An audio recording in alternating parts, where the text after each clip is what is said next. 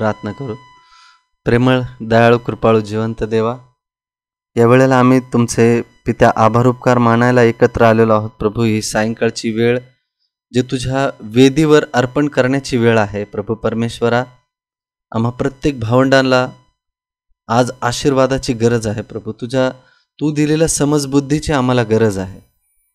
आम्हाला सहाय्य करा पित्या. तुमच्या एकुलत्या एक पुत्राच्या नावात, येशू ख्रिस्ताच्या नावामध्ये आम्ही येत आहोत.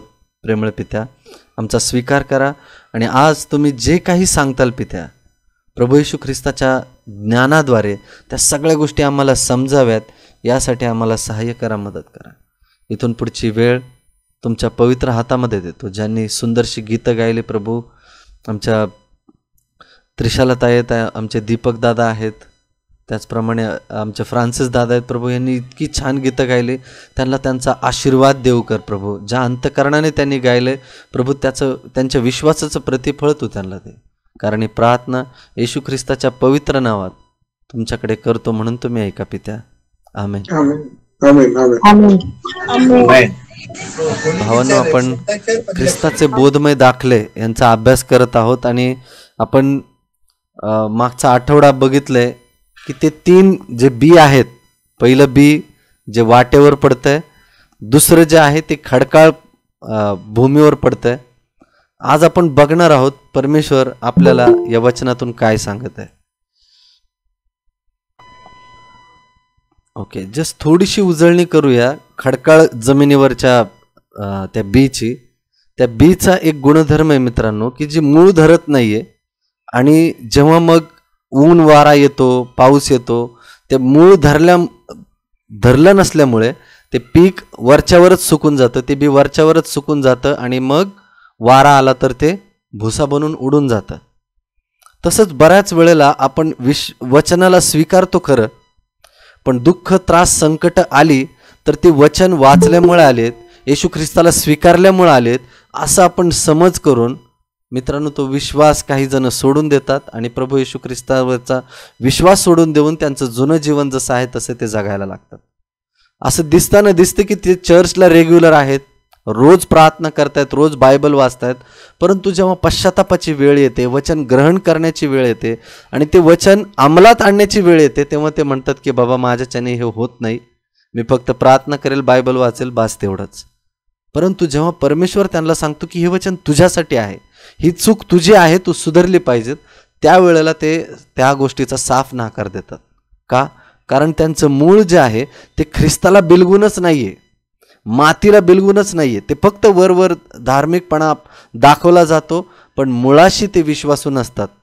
अशी आपली परिस्थिती होऊ नये हे आपल्याला परमेश्वर सांगत आहे. हे आपल्याला काय कुठली गोष्ट कुठलं बी सांगते तर ते खडकावर पडलेलं बी आहे. ओके, समजलं सगळ्यांना? Yes sir. पुढे आपण बघूया. कोणी वाचेल स्क्रीनवरचा मुद्दा आणि टायटल आणि पहिला मुद्दा? मी वाचते ब्रदर. हा, वाचत आहे. देवाविषयी प्रत्यक्ष आलेल्या अनुभवाचा अभाव. पुष्कळ जण म्हणतात की ते परमेश्वराची सेवा करीत आहेत, पण त्यांना परमेश्वराचा प्रत्यक्ष अनुभव आलेला नाही. ते परमेश्वराच्या इच्छेप्रमाणे करीतात, ते केवळ भावना प्रदान होऊन, तर त्यांना पवित्र आत्म्याचे सामर्थ्य वा त्यांचा पालट झाला याद्वारे ते कार्य करीत नाही. येस मित्रांनो, हा मुद्दा आपल्याला हे सांगतोय. जेव्हा मी हे वाचत होतो तेव्हा मला आठवण आली, ॲक्च्युली त्रिशालाताई वाचत होती तेव्हाच मला आठवण आली त्या उदाहरणाची किंवा त्या घटनेची, की प्रभू येशू ख्रिस्त त्याचा क्रूस वाहून जात असताना काही स्त्रिया तिथे रडत होत्या. येशू ख्रिस्ताच्या जखमा बघून, त्याला झालेला त्रास बघून त्या एकदम धाई रडत होत्या. प्रभू येशू ख्रिस्त त्यांना तिथे एक वाक्य बोलतो. कोणाला माहिती आहे काय होतं ते वाक्य? माझ्यासाठी रडू नका, तर तुमच्या मुलाबाळासाठी रडा. येस, माझ्यासाठी रडू नका तर आपल्या मुलाबाळांसाठी रडा. कारण ते ओल्या झाडाचं, म्हणजे प्रभू येशू ख्रिस्त जो ओलं झाड सांगत आहे आपल्याला, ते ओल्या झाडाचं असं करतायत तर सुक्या झाडाचं ते काय करतील? ते त्याला उपटून तोडून त्याच्या फांट्या बनवून ते जाळेमध्ये फेकून देतील. मित्रांनो, ते ओलं झाड म्हणजे स्वतः प्रभू येशू ख्रिस्त आहे. आणि आपला तर स्वभाव अजून येशू ख्रिस्तासारखा पण नाहीये, तरी सुद्धा प्रभू येशू ख्रिस्ताला एवढा छळ झाला. आणि जेव्हा आपल्या जीवनात छळ त्रास येईल तेव्हा आपण येशू ख्रिस्तासारखं क्षमा करायला तयार असू काय? बऱ्याच वेळेला आपण भावूक होऊन जातो, जसे त्या स्त्रिया भावूक झाल्या होत्या की अरे येशू ख्रिस्ताला किती त्रास झाला, किती त्याला फटके मारले, किती त्रास दिला. ठीक आहे मित्रांनो, ही भावना मनुष्यामध्ये असणं तितकं महत्त्वाचं आहेच, परंतु त्याहीपेक्षा महत्त्वाचं आहे की ते वचन माझ्यामध्ये फलद्रूप होतंय का मी फक्त रडतोय नुसता की अरे येशू ख्रिस्ताला खूप त्रास झाला, खूप त्रास झाला. चर्चमध्ये पण आज खूप छान संदेश झाला, मला एकदम रडायलाच आलं, माझ्या डोळ्यामध्ये अश्रू आले. पण चर्चच्या बाहेर निघाल्यावर किंवा बायबल स्टडी झाल्यावर आपलं जीवन जैसे ते तैसेच राहतंय, फलद्रूप होतच नाहीये. आपण भावुक होऊन उपयोग नसतो मित्रांनो. बऱ्याच वेळेला ते खडकावर पेरलेले जे बी आहे ना, ते त्यांचा पण स्वभाव जरा जरा असाच आहे. ते नुसतं वरपांगीपणा दाखवून ते रडतात, भावुक झालेले दाखवतात, परंतु अंतःकरणाचा पालटच झालेला नसतो. पुष्कळ जण म्हणतात की ते परमेश्वराची सेवा करत आहेत, देवाची सेवा खूप आवेशाने करतात, वचन ओरडून सांगतात, प्रार्थना ओरडून करतात, एकदम भावुक, एकदम त्यांच्या बोलण्यावरून असं वाटतं की अरे किती इन्स्पिरेशन मिळतं यांच्याकडून, किती ओरडून सांगत आहे, किती मनापासून सांगत आहे. त्यांच्या चेहऱ्यावरच्या भावना बघून खूप चांगलं वाटतंय, पण प्रत्यक्षात त्यांना देवाचा अनुभव आलेला आहे की नाही हे त्यांनाही माहिती नसतं. मी माझी घटना सांगतो मित्रांनो. पूर्वी जेव्हा मी ख्रिस्तामध्ये नवीन वाढलो होतो, त्यांनी आम्हाला खूप असे इन्करेज करायला, ते प्रोत्साहन द्यायला नाही का, कधी घरामध्ये कुठल्या प्रार्थनेला गेलो तर ते संदेशासाठी उभं करायचे, बोला म्हणायचे, तुम्ही संदेश द्या, ते देवाचा संदेश द्यायला सांगायचे. परंतु त्यावेळेला त्या वचनाचं गांभीर्य एवढं नसल्यामुळे त्या गोष्टी आमच्या अंतःकरणातून बाहेरच पडत नव्हत्या, किंबहुना माझ्या तरी. कारण परमेश्वराच्या त्या अनुभवाच्या अजून मी जवळ गेलोच नव्हतो. नुसतं ते वरवरून बडबडीचे शब्द बोलल्यासारखं वाटायचं आणि परिणाम काय व्हायचा की समोरच्यावर त्या वचनाचा इफेक्टच होत नव्हता. परंतु जसजसा आम्ही ख्रिस्ताचा अनुभव घेत गेलो, त्याची जवळीक साधली, त्याला जवळून चाचपलं की परमेश्वर आहे तरी कसा. जे इतर लोक साक्ष देतात ते साक्ष, ते चमत्कार, ते सगळे ठीक आहेत मित्रांनो, परंतु परमेश्वराचा अनुभव खूप वेगळा आहे. तुमच्या जीवनात चमत्कार होत आहेत, तुमच्या जीवनामध्ये साक्ष घडतायत, ती वेगळी गोष्ट आहे. समजून घ्या मित्रांनो, साक्ष घडणं, प्रार्थना ऐकणं ही वेगळी गोष्ट आहे, पण परमेश्वराचा अनुभव येणं ही खूप मोठी गोष्ट आहे. आता हा अनुभव म्हणजे काय आहे मित्रांनो, हे खूप वेळेला मागं पण आपण उदाहरण बघितलेलं आहे. जेव्हा आपण नवीन जन्माच्या गोष्टीविषयी शिकत होतो, त्याच्या आणखीन डीप गेलो होतो आपण, तेव्हा आपण हे उदाहरण ऐकलेलं, पण तरी माफ करा जर बोर वाटत असेल तर, पण हे इतरांसाठी खूप महत्त्वाचं आहे. आता समजा आपण चहा पितोय, उदाहरण चुकीचं आहे, चहा नाही पिला पाहिजे, पण चहा मी तुम्हा सगळ्यांना घेऊन गेलो आणि मी एकटाच चहा घेऊन प्यायला लागलो आणि मस्त एकदम चवीने चाकून चहा पितोय आणि तुम्हाला सांगतोय की खूप छान चहा आहे बरं का ब्रदर, पास्टर, ताई, दादा, खूप छान चहा आहे, आणि मी एकटाच पितोय. तुम्ही काय म्हणाल? तुम्ही कसं सांगू शकता की तो चहा चांगला आहे म्हणून? सांगू शकता तुम्ही मित्रांनो? नाही. मग तुम्ही कसं सांगू शकता की तो चहा चांगला आहे? केव्हा सांगू शकता? आम्ही पिल्यावर. येस, जोपर्यंत आपण स्वतः तो चहा पित नाही तोपर्यंत आपल्याला समजणारच नाही की तो चहा नेमका कसा बनलेला आहे, किती चांगला आहे. याचा अर्थ मी चहा प्यायला परवानगी देतोय असं होत नाही मित्रांनो, ठीक आहे. पण ती चव जेव्हा आपण ओळखतो तेव्हा आपल्याला कळतं की अरे खरंच किती छान वाटतं, किती छान चव आहे, किती छान टेस्ट आहे. तसंच मित्रांनो, परमेश्वराचा अनुभव इतका सुंदर आहे की ज्याला तो मिळालेला आहे, ज्याने तो अनुभव घेतलेला आहे ना, त्यालाच माहिती आहे की ते किती विशेष आहे, किती वेगळं आहे. साक्ष देणं, प्रार्थना ऐकली जाणं ही सगळी दुसरी गोष्ट आहे, पण परमेश्वराचा अनुभव खूप सुंदर गोष्ट आहे. आणि ज्याला हा अनुभव आलेला असतो त्याला स्वर्गातला खजिना सापडलेला असतो आणि त्याच्यासाठी तो सगळं काही पणाला लावायला तयार असतो. तो व्यक्ती, तो असतो अनुभव. आपल्याला खरंच माहिती असतं अंतःकरणापासून की माझा विश्वास काय आहे, मी कुठल्या परमेश्वरावर विश्वास ठेवतोय, मी का विश्वास ठेवतोय, हे त्या व्यक्तीलाच माहिती असतं ज्याने प्रभू येशू ख्रिस्ताचा पित्याचा अनुभव एकदम जवळून घेतलेला आहे. आणि हा अनुभव जेव्हा येतो तेव्हा त्या संदेशामध्ये, त्या बोलण्यामध्ये, त्या नात्यामध्ये एक वेगळंच सामर्थ्य दिसून येतं. पण काही लोक असे आहेत की ते अनुभव आल्याशिवायच ते देवाची सेवा करायला बाहेर पडतात. इतरांच्या जीवनात तर चमत्कार घडतायत परंतु स्वतः ते अनुभवत नाही. म्हणजे ते देवाचा संदेश देतायत खरं, परंतु त्यांच्या स्वतःच्या चेहऱ्यावर निराशा आहे. त्यांच्या स्वतःच्या जीवनामध्ये इतके हाल अपेष्ट आहेत की ते स्वतः गोंधळात पडलेत की अरे मी एवढी सेवा करतोय, एवढं सगळं करतोय, पण माझं जीवन असं पोकळ का वाटतंय, भरलेलं का वाटत नाही. नव्याने जन्मलेला मनुष्य असा नसतो, तो नेहमी वाहत्या झऱ्यासारखा असतो. कोणी किती का त्याच्यातून पाणी पिलं तरी ते पाणी थांबत नसतं, ते वाहतच असतं. मग मनुष्याने, लोकांनी किती जरी दुखावलं तरी त्यांचा परमेश्वराचा अनुभव इतका घनिष्ठ असतो, इतरांच्या दुखावण्याने, इतरांच्या त्रास देण्याने त्यांचा विश्वास थोडासा सुद्धा कमी होत नाही. आमेन.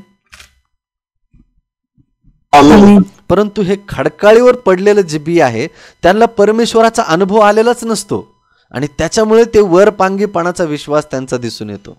ते परमेश्वराच्या इच्छेप्रमाणे करतात, ते केवळ भावना प्रधान होऊन, एकदम भावना विवश होऊन करतात, परंतु अंतःकरणाने आतमध्ये खोलवर तो विश्वास रुतलेला नसतो.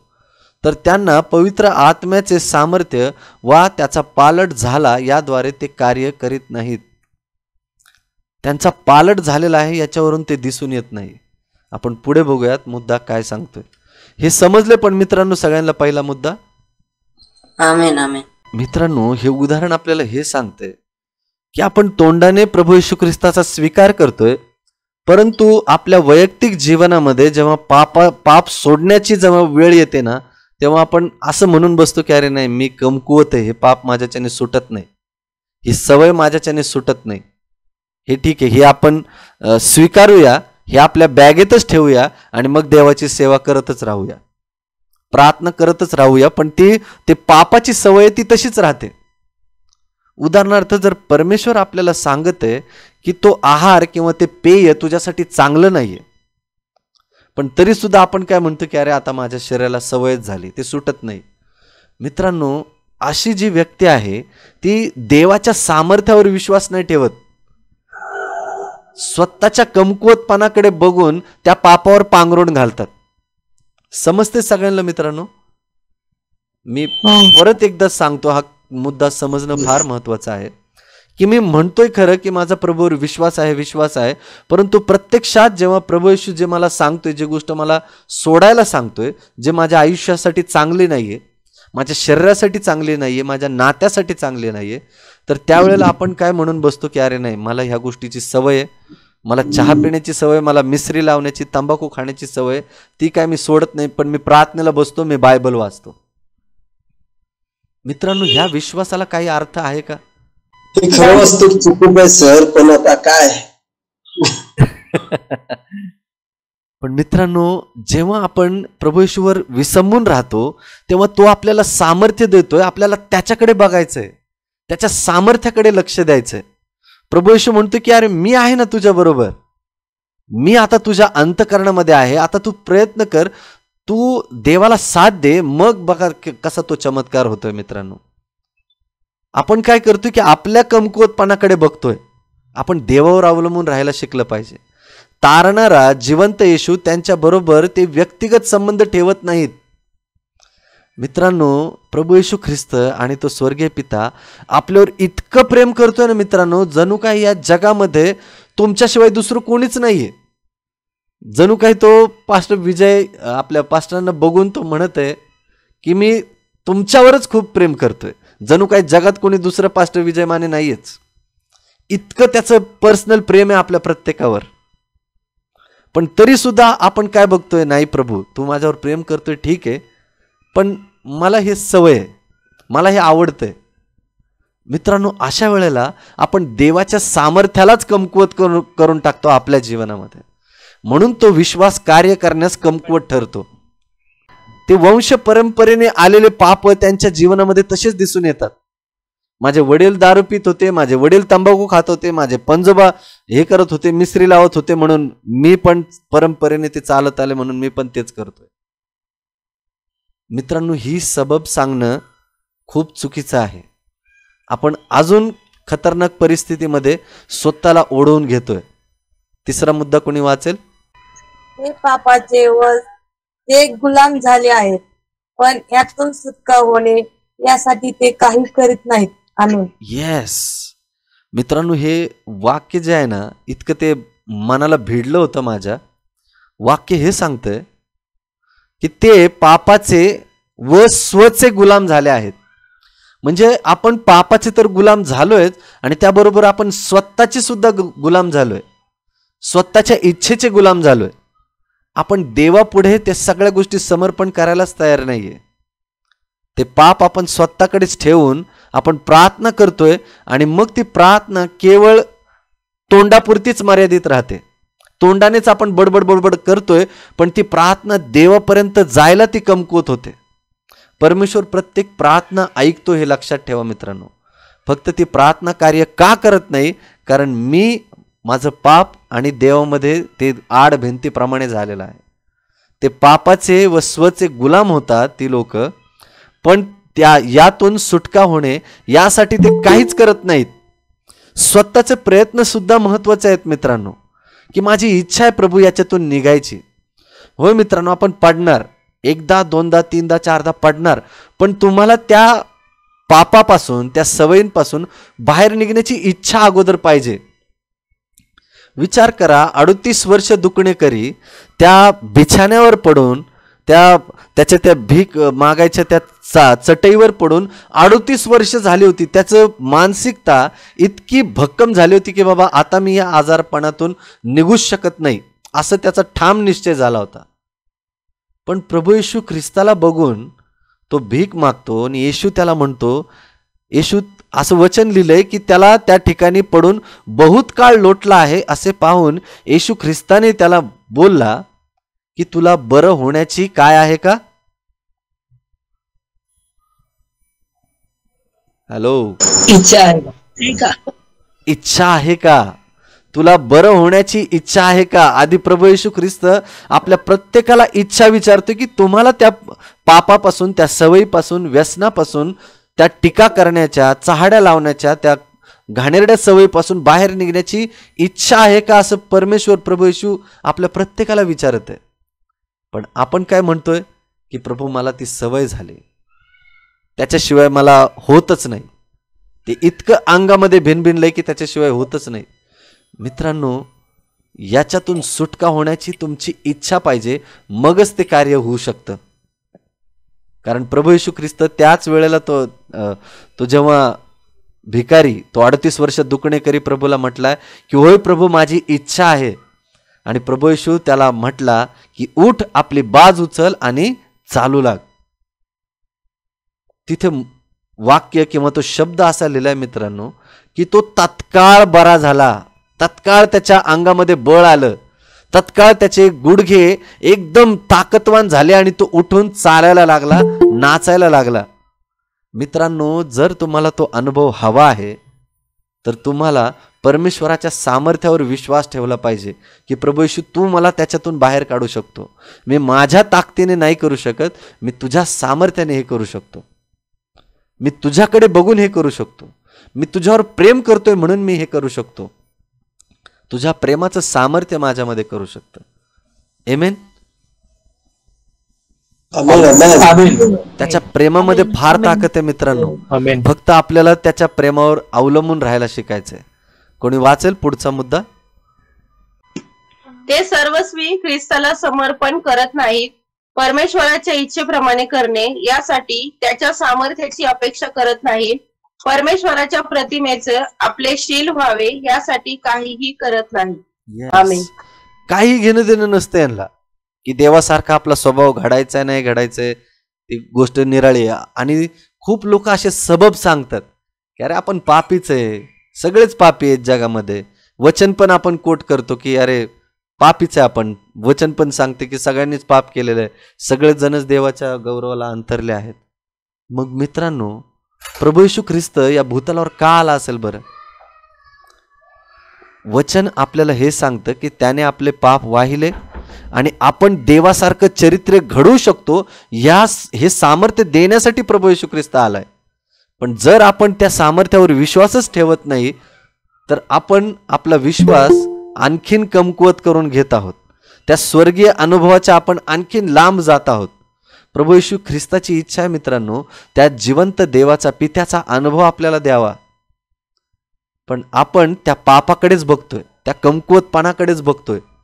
एकदा देवाच्या सामर्थ्याकडे बघा, तो तुम्हाला त्या गोष्टीतून सोडवू शकतो. या गोष्टीवर विश्वास ठेवून बघा, मग ते सामर्थ्य कसं कार्य करतं याच्याकडे फक्त बघत राहा. फक्त तुमची इच्छा अगोदर त्या गोष्टीतून बाहेर निघण्याची ठेवा. ते सर्वस्वी ख्रिस्ताला समर्पण करीत नाहीत.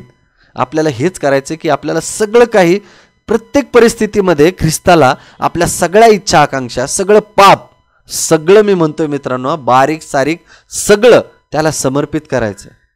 परमेश्वराच्या इच्छेप्रमाणे करणे, यासाठी त्यांच्या सामर्थ्याची अपेक्षा करीत नाहीत. आपल्याला ती अपेक्षा करायची की प्रभू, तुझं सामर्थ्य मला याच्यातून बाहेर काढू शकतं, तुझं प्रेम मला या पापापासून बाहेर काढू शकतं. तर हे घे, मी स्वतःला तुझ्या हातात समर्पित करतोय, तू कार्य कर, तू ताकद दे. आपली इच्छा आणि परमेश्वराचं सामर्थ्य हे मिळून काम करतं मित्रांनो. जर माझी इच्छाच नसेल ना, जर मी तो माझ्या हृदयाचा दरवाजा, माझ्या इच्छांचा दरवाजा आतूनच जर कडी लावून ठेवलाय, तर प्रभू येशू फक्त दारावर ठोकतच राहील की बाळा मला आत येऊ दे.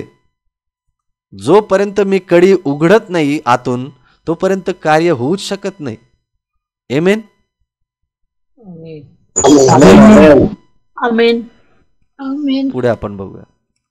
पुढचा मुद्दा कोणी वाचेल? दीपक सुर्वे दादा वाचू शकता? दीपक दादा वाचतो. हा हा यस. सामान्यतः त्यांना त्याची उणीव समजते, पण ते त्याची बाबत सोडवायस तयार नसतात. त्याची प्रत्येक म्हणजे त्यांचा जुना स्वभाव त्यांच्या जीवनावर पकड बसवतो. येस, तो जुना स्वभाव इतका पकड धरून बसतो मित्रांनो की आपण ते सोडूनच द्यायला तयार नाहीये. आणि मग देवाकडे आपण प्रार्थना तर करतोय आणि मग नंतर कुरकुर पण करायला लागतो की प्रभू, इतके दिवस झालं प्रार्थना करतोय, मग ती प्रार्थना ऐकली का जात नाही. आपलं जुनं पाप तसंच धरून आहे आणि आपण देवाला विचारतो की प्रभू, माझी प्रार्थना का ऐकली जात नाही. मित्रांनो, आपली प्रार्थना न ऐकली तर जातेच मित्रांनो, असं नाही की ती ऐकली जात नाही. परंतु त्याचं उत्तर न मिळण्याचं कारण एकच आहे की आपण आपला जुना स्वभाव सोडून द्यायला तयार नाहीये, आपण आपलं समर्पण करायला तयार नाहीये. पुढे आपण बघूयात. मी वाचते. हा, अशा हतभागी आत्म्यास एकच आशा, म्हणजे ख्रिस्ताने निकोदेमास सांगितले, सत्य समजून घेणे, तुम्हास नव्याने जन्मले पाहिजे. नव्याने जन्मल्या वाचून कोणालाही देवाचे राज्य पाहता येत नाही. योहान 3:7-3. आमेन. मित्रांनो, ही इतकी सुंदर गोष्ट आहे ना, सामर्थ्याने भरलेली गोष्ट आहे. मला ऍक्च्युली तो सीन इतका आवडतो. निकेदम, थँक्यू सो मच मीनाताई. मित्रांनो, जो निकेदम, जो शिक्षकांचा शिक्षक आहे, जे चर्चमध्ये शिकवतात, बायबल शिकवतात, देवाचं नियमशास्त्र शिकवतात, हा त्या शिक्षकांना हा निकेदम शिकवायचा. तो शिक्षक जेव्हा प्रभू येशू ख्रिस्ताने केलेले चमत्कार बघतोय आणि येशू ख्रिस्त जेव्हा त्या मंदिरामध्ये येतो आणि तो हातामध्ये चाबूक घेऊन तो सगळे जे व्यापार चालू होता ते डोळ्यामध्ये अश्रू आणून तो सगळं काही तोच बाजार उद्ध्वस्त करतो आणि लोकांना जे व्यापार करणारे आहेत त्यांना बाहेर टाकतो. आणि मग जे आजारी लोक येतात, पांगळी लोक येतात, दुःखित लोक येतात, लहान लेकरं येतात आणि प्रभू येशू ख्रिस्ताच्या चरणाजवळ बसून देवाचं वचन ऐकतात. मित्रांनो, त्या ठिकाणी जेव्हा शास्त्री परुषी लोक होते ते तिथे व्यापार सुद्धा चालवत होते, देवाची सेवा सुद्धा करत होते. वर पांगीपणाने भोंदूगिरीने ते देवाची सेवा चालवत होते. आणि त्यांच्यामध्ये हा निकेदम नावाचा गृहस्थ, शिक्षकांचा शिक्षक तिथे होता. आणि त्यावेळेला तो बघतोय की हा कोण मनुष्य आहे की ज्याला कोणीही त्याचा हात धरू शकत नाहीये. त्याच्या चेहऱ्यावर इतकं सामर्थ्य आहे की कोणीही जाऊन त्याला अडू शकत नाही की तू हे कुठल्या अधिकाराने करतोय. कारण प्रभू येशू ख्रिस्ताच्या चेहऱ्यावर एवढं तेज होतं आणि त्या तेजाला सामोरे जाण्याचं कुणाचंच सामर्थ्य तिथं दिसलं नाही. या निकेदमला, या शिक्षकांच्या शिक्षकाला तेव्हा कळालं की अरे काहीतरी आहे विशेष याच्यामध्ये, याला मला वैयक्तिकरित्या भेटलं पाहिजे. कारण मी जर सामूहिकरित्या जाऊन त्याला आत्ता जाऊन भेटलो तर ही सगळी लोक, शास्त्री परुषी जे माझ्या आजूबाजूला आहेत, ते माझा बहिष्कार करतील. आणि म्हणून येशू ख्रिस्ताला रात्री भेटण्याचा निश्चय त्याने केला. आणि गुरुजी, हे जे कार्य तुम्ही करत आहात ते परमेश्वर तुमच्या बरोबर असल्यावाचून कोणीच हे करू शकत नाही. आणि तो देवाशी हितगुज घालण्याचा प्रयत्न करतो, देवाला समजून घेण्याचा प्रयत्न करतो. आणि त्यावेळेला प्रभू येशू ख्रिस्त त्याला म्हणतो की नव्याने जन्मल्या वाचून कोणालाही स्वर्गाचे राज्य पाहता येत नाही. मित्रांनो, ही अशी गोष्ट होती ज्याला आत्तापर्यंत त्या निकेदेमनी कधीच ऐकली नव्हती ना कधी ती गोष्ट अनुभवली होती. मित्रांनो, परमेश्वर आपल्याला आज तो अनुभव देऊ इच्छितोय. नव्याने जन्मल्याचा अनुभव देण्याची प्रभू येशू ख्रिस्ताची खूप इच्छा आहे आपल्या प्रत्येकाला. मित्रांनो, पण जर तुमची इच्छा आहे की प्रभू मला नव्याने जन्मायचं, ह्या पापाचा, या घाणेरड्या सवयीचा, ह्या तुझ्या विरुद्ध असलेल्या गोष्टींचा मला तिटकारा आलाय, मला तुझ्या आज्ञा पाळायच्यात परंतु माझ्या इच्छेने ते होत नाहीये. मित्रांनो, तुम्हाला आणि मला नव्याने जन्म घेण्याची गरज आहे. आणि प्रभू येशू ख्रिस्त तो नव्याने जन्म द्यायला आपल्या प्रत्येकाला तयार आहे. कारण जरी मी आज जन्मापासून ख्रिस्ती असलो मित्रांनो, पण माझ्याकडे जर हा नव्याने जन्मल्याचा अनुभव नाहीये ना, तर वचन स्पष्टपणे सांगते की देवाच्या राज्यात आपल्याला जाताच येणार नाही, ते राज्य पाहताच येणार नाही. त्याच्या वचनाच्या गहनगुज गोष्टी आपल्याला समजणारच नाही, कारण आपला नव्याने जन्मच झालेला नाहीये. आपण त्याच जुन्या रूढी परंपरा घेऊन तसंच जकडून त्याला धरून बसलोय. आणि म्हणून त्या स्वर्गीय राज्याच्या गोष्टी आपल्याला जशा समजायला पाहिजेत तशा समजतच नाही. मग कोणी थोडं जरी डवचलं देवाच्या वचनावरून तरी आपल्याला असं वाटतं की अरे हे मला टोमणेच मारत आहेत, हे मला काहीतरी माझ्या विरुद्धच बोलत आहे. का हे असं का त्यांच्या मनामध्ये येतं? कारण ते स्वर्गाच्या राज्याला पाहूच शकत नाही, प्रभू येशू ख्रिस्ताला ते जवळून बघूच शकत नाही. आणि त्याच्यामुळे ते देवापासून दूर दूरच जात राहतात. परंतु आज प्रभू येशूची इच्छा आहे, आपल्या ख्रिस्ताची इच्छा आहे की आपला नव्याने जन्म व्हायलाच पाहिजे. कारण नव्याने जन्मल्या वाचून कोणालाही देवाचे राज्य पाहता येत नाही. आमेन. समजले मित्रांनो सगळ्यांना? याच्यावर आपण मित्रांनो 3-4 महिने घालवलेत नव्याने जन्मण्याविषयी. आमेन. कोणाला आठवतं हे सगळं? पुढे बघूयात.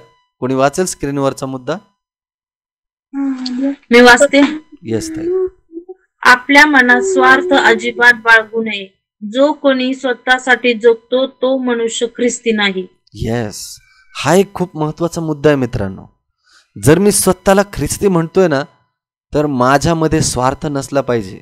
मी स्वतःच चांगुलपणा नाही बघितला पाहिजे.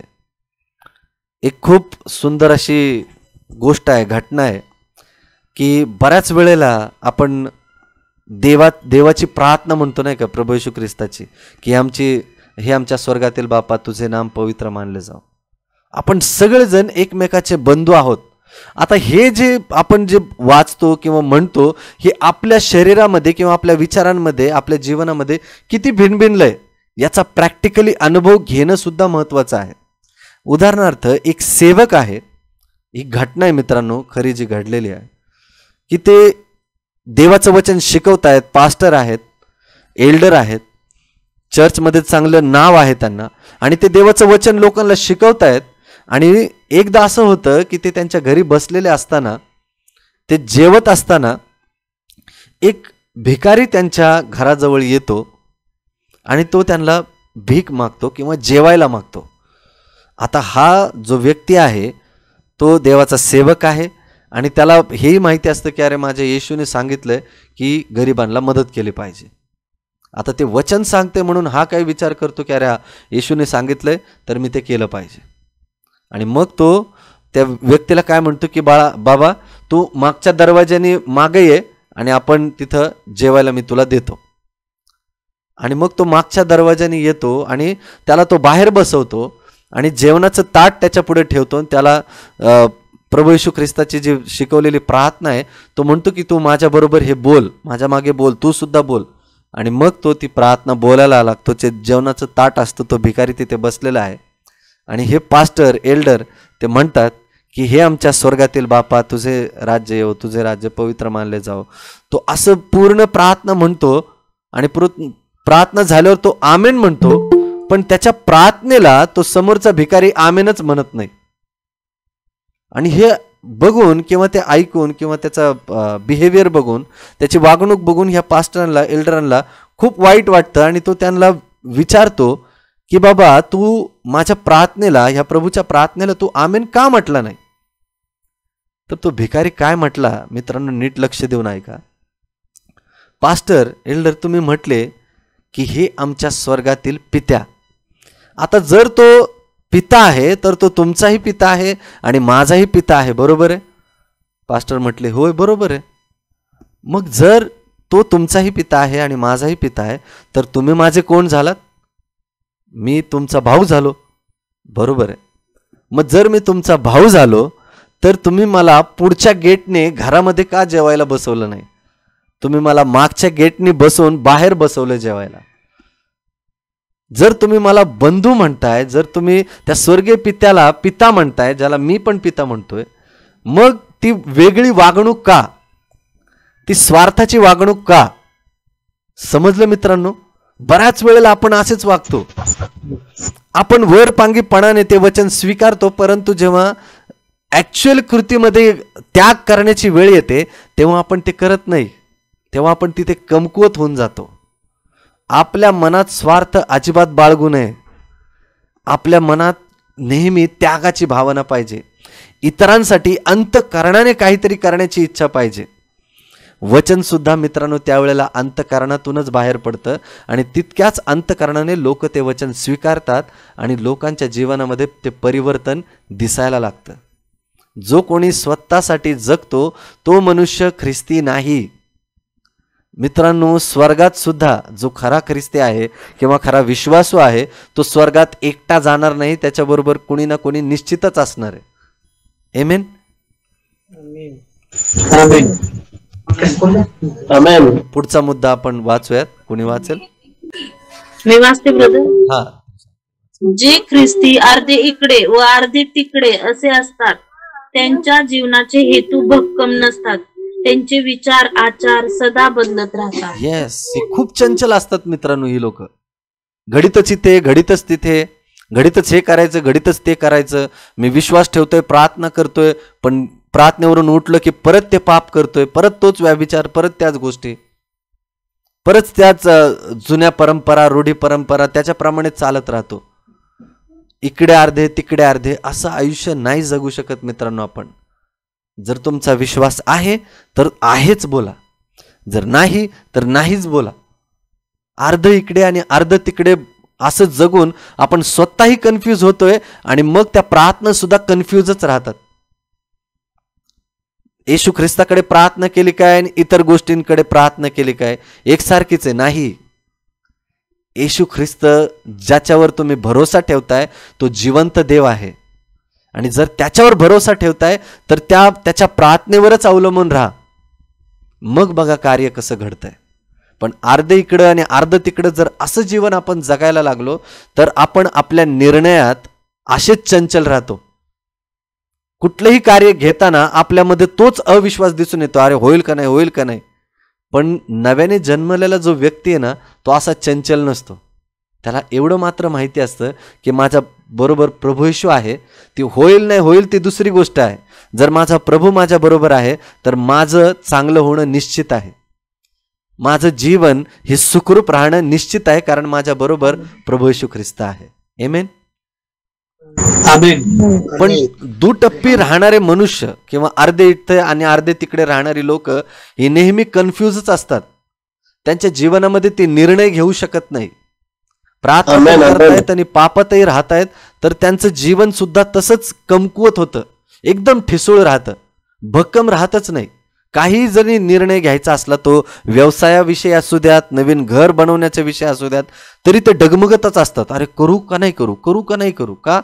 कारण अर्ध इथं अर्ध तिथं. आणि अशी लोक जीवनामध्ये प्रगती करण्यास कमी कमी कमीच होत राहतात. प्रगतीच्या ऐवजी त्यांची अधोगतीच दिसून येते. त्यांच्या चेहऱ्यावर सुद्धा कन्फ्युजन दिसून येतं, एकदम निराशाच असतो, एकदम सुरकुत्या पडलेल्या असतात चेहऱ्यावर, एकदम चिंताक्रांत आणि चिडचिड पण खूप असतात अशी लोक. मी खूप अनुभवलंय मित्रांनो, की ख्रिस्ती तर म्हणवतात स्वतःला, पण इतके चिडचिडे असतात ना, की थोडं जरी काय झालं तरी इतक्याला एखाद्याला फडकन बोलून कान फडात तरी मारतील, नाहीतर काहीतरी अभद्र तरी बोलतील. मित्रांनो, हा ख्रिस्ती स्वभाव नाहीये. आपल्याला अर्ध इकडं आणि अर्ध तिकडं नाही जगतायत. मी संपूर्णपणे ख्रिस्ताचा आहे तर मी ख्रिस्ताचाच आहे. मी संपूर्णपणे त्याच्या प्रेमावरच अवलंबून राहील आणि त्याच्या प्रेमामध्येच चालत राहील. आमेन. आमेन.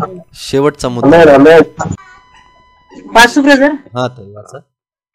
जो मनुष्य स्वतःचा हेतू पूर्ण करणे व ख्रिस्ताची सेवा करणे असे दुहेरी तत्वाने चालतात, ते खडकाळीवर पेरलेला असा आहे, आणि त्याच्या जीवनात केव्हा संकटे व परीक्षा येतील तेव्हा तो टिकून राहणार नाही. येस, आता याला स्पष्टीकरणाची गरज नाही मित्रांनो. जो मनुष्य स्वतःचा हेतू पूर्ण करणे व ख्रिस्ताची सेवा करणे असे दुहेरी तत्वाने चालतात, ते खडकाळीवर पेरलेला असा आहे, आणि त्यांच्या जीवनात जेव्हा संकटे परीक्षा येतात तेव्हा ते टिकून राहणार नाहीत. मला देवाची इच्छा पूर्ण केली पाहिजे अशी जर आपल्या मनामध्ये इच्छा नाहीये, तर मित्रांनो आपण खडकाळीवर पेरलेल्या बी सारखे आहोत. जेव्हा दुःख त्रास येतील तेव्हा तो आपला विश्वास कामच करणार नाही. का? कारण आपण दुहेरी जीवन जगतोय, स्वतःच्यावर अवलंबून असलेलं जीवन जगतोय, पोकळ जीवन जगतोय, जिथे विश्वास कार्यच करत नाहीये. तर आज प्रभू येशू आपल्या प्रत्येकाला सांगत आहे की त्या गोष्टीमधून आपल्याला बाहेर पडायचंय. जर आपण कुठेतरी स्वार्थी जीवन जगत आहोत, स्वतःवरच अवलंबून राहणारं, स्वतःवरच फोकस करणारं, स्वतःच्या ख्याली खुशालीकडेच बघणारं जर जीवन आपलं असेल, तर मित्रांनो आपल्याला पश्चातापाची गरज आहे.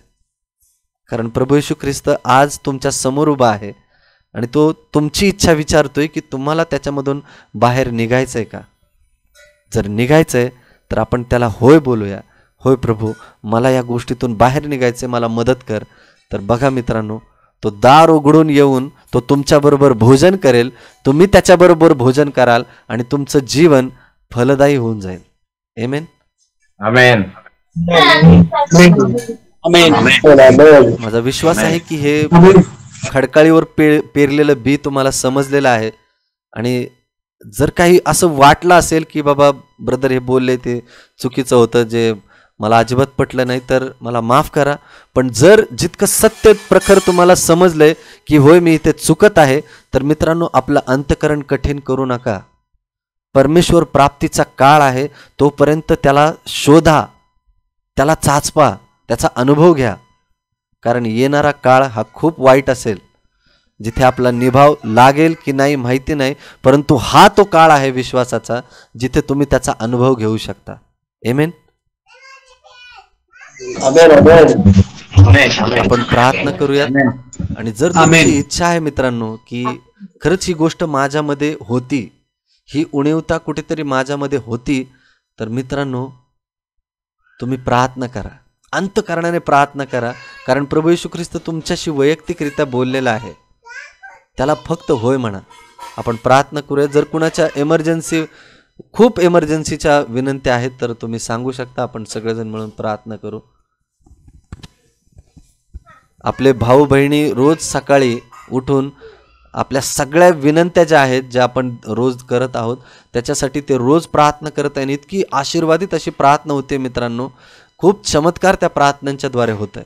पण ही जी वेळ आहे ती फक्त एमर्जन्सी प्रार्थना ज्या आहेत त्यांच्यासाठी आपण घेत आहोत. स्वर्गातील प्रेमळ पित्या, यहोवा पित्या, या वेळेला आम्ही तुमच्या चरणाजवळ येत आहोत पित्या. तुमचा एकुलता एक पुत्र प्रभू येशू ख्रिस्ताच्या नावामध्ये येतो पित्या, की ज्या येशू ख्रिस्ताच्या द्वारे आमच्या सगळ्या अपराधांची क्षमा होते, आम्ही धुतले जातो. आमच्या स्वतःच्या प्रयत्नांनी नाही प्रभू, तर केवळ आणि केवळ येशू ख्रिस्ताच्या रक्ताद्वारे आम्ही शुद्ध होतो. आणि त्याच रक्ताने शुद्ध होऊन ते पाप आम्ही स्वीकारून, आम्ही क्षमा मागून स्वर्गीय पित्या तुमच्या जवळ येत आहोत. आमच्या अंतःकरणाचा स्वीकार करा, आमचं समर्पण स्वीकारा प्रभू परमेश्वरा. आणि ह्या वेळेला आम्ही जी वचनं ऐकलेली आहेत, जे आमच्या अंतःकरणाला भिडलेले आहेत प्रभू, त्या वचनांसाठी आम्ही तुला धन्यवाद देतो. म्हणून अरे तिला घेऊन जा ना, नेमकं प्रार्थना चालू असताना डिस्टर्ब करते ती. Okay, sorry. प्रेमळ पित्या, आम्ही आमचं जीवन तुम्हाला समर्पित करत असताना तुम्हाला माहिती आहे प्रभू, आम्ही कुठे कमकुवत आहोत, आम्ही कुठे पडतो. आणि आम्ही मान्य करतो प्रभू, आम्ही खूप वेळेला पाप कबुली करतो, परंतु पुन्हा त्या पापात पडतो. पण प्रभू येशू, तू म्हटलेला आहेस, माझा नीतिमान पुरुष 7 वेळा पडेल परंतु तो पुन्हा उठेल. प्रभू, हे वचन ऐकून आम्हाला एक नवीन आशा मिळते, एक नवीन उमेद मिळते. प्रभू येशू, आम्ही मान्य करतो की आम्ही खूप वेळेला पडलो, परंतु प्रभू आम्ही तुझ्या प्रेमाकडे बघून पुन्हा उठतो आणि तुझ्याकडे धाव घेतो प्रभू. कारण आम्हाला या पापापासून सुटका पाहिजे, आम्हाला वाईट सवयींपासून सुटका पाहिजे. आणि आज आम्ही त्या 38 वर्ष दुखणे करासारखं म्हणतो प्रभू, होय मला बरं होण्याची इच्छा आहे, मला पापातून निघण्याची इच्छा आहे, मला माझ्या घाणेरड्या सवयीमधून बाहेर निघण्याची इच्छा आहे.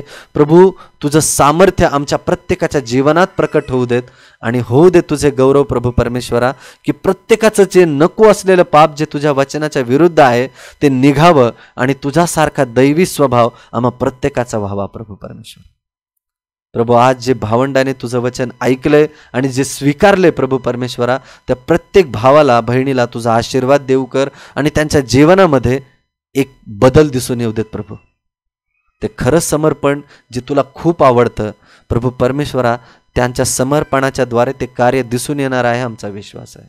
प्रभू, हा ग्रुप जो आज वाढत आहे प्रभू, आज 40 लोक आहेत, उद्या 80 लोक होतील आणि नंतर हा खूप इतका फलदायी होऊन इतके फळ देणारी तुझी लेकरं होणार आहेत प्रभू. आणि ज्याद्वारे तुझी खरी सेवा त्या प्रत्येकाच्या द्वारे होणार आहे प्रभू. माझ्यासाठी प्रत्येक जण पास्टर आहे, प्रत्येक जण एल्डर आहे, प्रत्येक जण तुझा इव्हँजलिस्ट आहे, प्रत्येकाला तुझं ते दान तू दिलेलंच आहे, माझा विश्वास आहे प्रभू.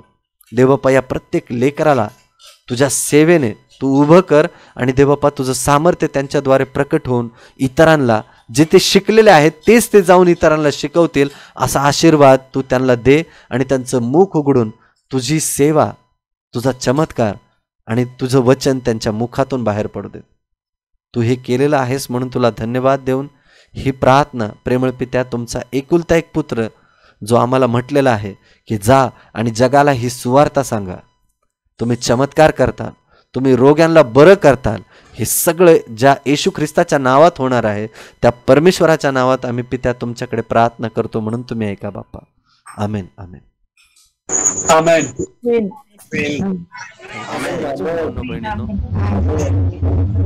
तुम्ही धीराने वचन ऐकलेत. जे भाऊ बहीण आपल्याला आज जोडले गेलेले आहेत त्या सगळ्यांचे मी मनापासून आभार मानतो. कारण आपण आज जवळजवळ 40-42 लोक होतो. खरंच तुमच्या मनापासून मी आभार मानतो की तुम्ही ही लिंक इतरांना शेअर करत आहात. आणि जे आपले जुने भावंड आहेत ते परत आज मला दिसलेत, बऱ्याच वेळेला ते जॉईन होत होते, बाहेर निघत होते. पण खरंच तुमचे मनापासून धन्यवाद की तुम्ही देवाचं वचन ऐकायला एक स्वतःची इच्छा दर्शवत आहात. Thank you so much.